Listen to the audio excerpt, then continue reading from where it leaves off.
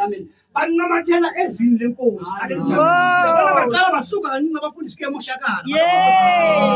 Hallelujah. Amen. Ngitsho kanjena ngoba ndive upresident uma katsho lapha ndaba nomama upresident uma ebekayindaba apha bakithi amen ukuthi uyabonga inkosi imnikeze utata hallelujah amen o strong ezini lenkosi hallelujah amen Hallelujah. Amen. ya imishado ebusisekile leyo bazalwane benkosi hallelujah amen inkosi kunikeze umuntu one understanding ephansi fana leyakho hallelujah amen angakuniki asikawunema uthaphikisana wena hallelujah amen angathi kunika umshado kanti ukunika into ephikisana nayo sokuthi akusuka umshado obusekile hallelujah ngitsho ke nenkulumo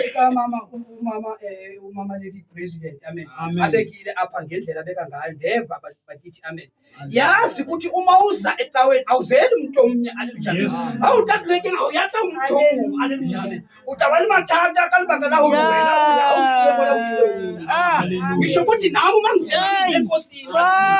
angizanga emntwini hallelujah uma ngabe ukuze emntwini tsatsa kwakho makabe lana ndize endlini kaNkulunkulu ngelanga elikhethiweyo hallelujah amen ngokuva ukuthi ndithuyiwe nama kabangozana hallelujah ukuthi ndihambise izindaba zalona ondithumileyo ngoko ecaleni kapresident amen ndajonga mna amen ngemehlo elikamoya amen hallelujah andithi ndijonga ngoba sithi yonke into esiyenza sijonga kweBhayibhile funda umpostoli Paulo hallelujah amen 1 Timothy 4:1 hallelujah uthi uma kabeka indaba athetha umpostoli Paul athetha noTimothy hallelujah ithi iBhayibheli wamlaya hallelujah ngoba wayeyazi uzodibana nabantu abenhloko eziqinileyo ngababonza hallelujah wamlaya ukuthi akhona ukulwisana nabantu abahlubuka ezikolweni hallelujah yebo ngabe uyayibona ngabe uyayifunda le verse befuna abantu bayive mana ngisho kanje le president ngoba iveke epheleyo sithi indaba eyamadimoni makabongoza bakunzima ngithinta indaba yamadimoni yathi ngifika ecaweni hallelujah ngimamela kahle yathi inkosi akuyibahambe nale ndaba makabongoza hallelujah sabamba indaba eyamadimoni makabongoza wavelela indoda ehleli 12 years makabongoza hallelujah le ndoda lena ehleli 12 years njena hallelujah amen ithi iBhayibheli yayikhwele ngamadimoni hallelujah sathi sihloko ukukhishwa kwamadimoni yaze ngathi kuyabonakala lento kwakuyinto efakelweyo hallelujah ngoba uma ngabe beyifaka uyinkulunkulu ayigeki kusho umuntu amen ngoba ithi iBhayibheli weba ukuthi uJesu uzohambela ngaseJerusalem le ndoda lena iminyaka eyi-12 akhola amadimoni yazo ndabe kusale ndaba ndathi abanye bakhola ngamadimoni ukuthi baxoke abanye bakhola ngamadimoni ukuthi baxabanise abantu abanye bakhola ngamadimoni ukuthi babe ngotsotsi emabandleni makabongozana njalo ake sijonge kahle ukuthi idimoni lelikhwele ngenjani amen makabongozana amen haleluya ndiyeva umama ulady president uma kathethisa indaba yabona bakathethisa indaba eyelimi hallelujah ndithe ndile eHeadcliff ngathi uyabona uthetha ngesticks andithi uthetha ngento ilimi adithi yebo ndathi mina manje ijonga ndathi ilimi liyafana nobecheese ungana intaba kuthi kuyofika sasona ilimi nalo izala oko yebo uyabona inyani hayi kodwa ilimi elingayenza kuthi kusuka apha kuzokuyonke lapho ndihlala khona awuthi uyabuza ukhanyise ngesticks esimunyana haleluya hey Nkosi yami yazi inkosi ngathi ngasinceda abazalwane benkosi haleluya ngosha umoya lo ofkreka lona kreka ngosha lo kreka awutibela kreka amen ayike ukukreka size sitsho nasikreka ube kuthi nengqondo sezilahlekile umnyazathi ngiyupula ntate bishop hayi ushayeke baba chumayela haleluya amen izalo inkosi makaba izalo amen check your distance elinye ixesha ubambelele kumu elinye uma mna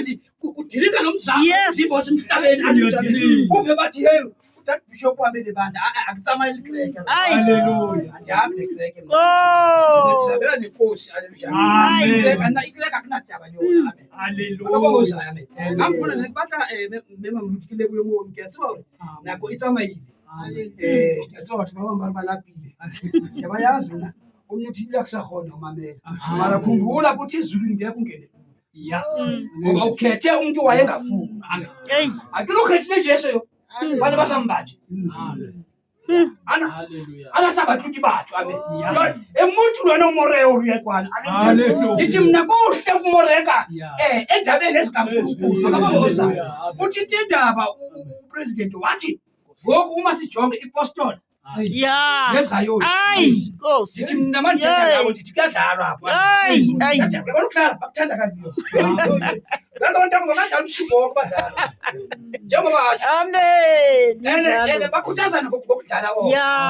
ita wena uthethe ngezwi lenkosi bayahlaba ngithi bamboreka baze bathi kubazalwane babo usikamamela abanye basho bathi ujani mamamela ya mara ba-right bangamameli mina bamamela izwi haleluya mina ngithethe ngamthetha ngezwi haleluya ujani ungamameli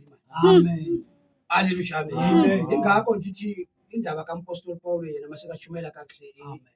ezweni laseFilipi 3:12 wathi ngikhohlwa konke okuyenzeke ekaleni abela phambili kweli mbangile ngiyabonga amen ngiyabonga abantu amen nimxolele haleluya thina bebele sihlale phela ngesikhathi ngezwi yabi khona into ezayenzeka ngoba ngokusesidinyo nathi sizasimpunga enhlokweni makabona lukasithumelise kodwa abantu abaphenduki bayahamba abantu bajike endleleni umuntu avume kahlathi indlela vume inkosi azathi ngithunyiwe nami ene uyazi bayibongotsotsi abantu uhambe naye awuthi uthi hey mina nobani bani sithunyiwe makabongozana uyatsho ngithola ukuthi lo muntu ukuthi uvotele makabongozana uyikhansela haleluya uhamba ngeenqondo zabantwana amen ngoba uzafikisa abantu abangivotelayo ithi izangokuthi vote amen ngiyabonga